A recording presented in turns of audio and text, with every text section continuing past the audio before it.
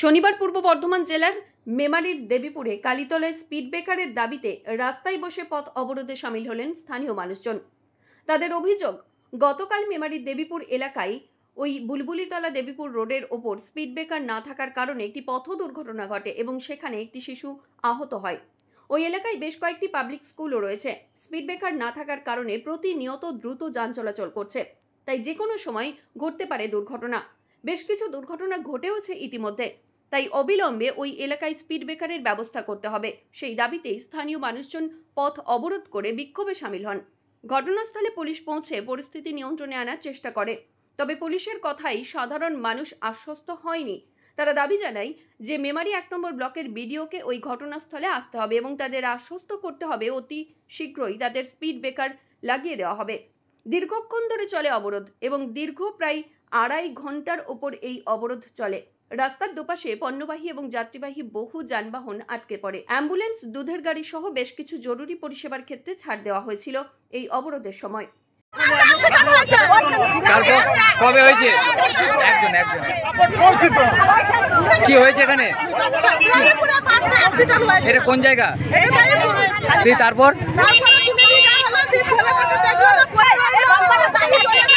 এখন কি চাইছেন?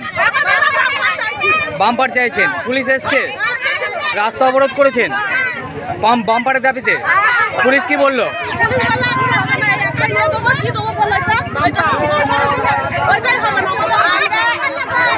যতক্ষণ না আপনাদের দাবি মিটছে কি অবরোধ চালিয়ে যাবেন?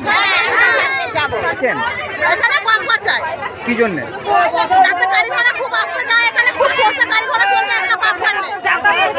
কাল কি কোনো দুর্ঘটনা করেছিল? একটা বাচ্চা অ্যাক্সিডেন্ট হয়েছিল, স্কুলের বাচ্চা। আচ্ছা, তারপর কিসের সাথে অ্যাক্সিডেন্ট হয়েছিল? আচ্ছা, এখন এখানে বাম্পার চাই। এটা কোন জায়গা? পুলিশ এসছে? বিষয়টা হচ্ছে এখানে আমাদের দুটো করে স্কুল আছে, বুঝলো তো? তিনটে স্কুল প্রতিনিয়ত প্রায় দিনকে এখানে অ্যাক্সিডেন্ট হচ্ছে। গতকালকে আমাদের এখানে কালীতলা একটা ছেলে মোটরসাইকেল বাইকে গুরুতর অ্যাক্সিডেন্ট করে একটা মোটরসাইকেল অ্যাক্সিডেন্ট করে বের করে চলে গেছে। ভাই, আমরা চাচ্ছি এখানে ইমিডিয়েটলি এখানে একটা বাম্পার যখন না হবে আমাদের এই আন্দোলন চলবে। পুলিশ এসছে?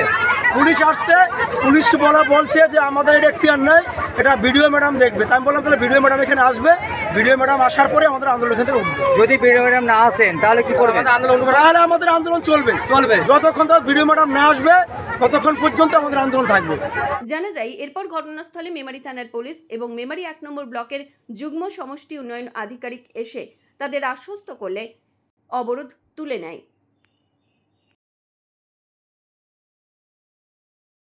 অতনু ঘোষের রিপোর্ট, সংবাদ আজকে নিউজ।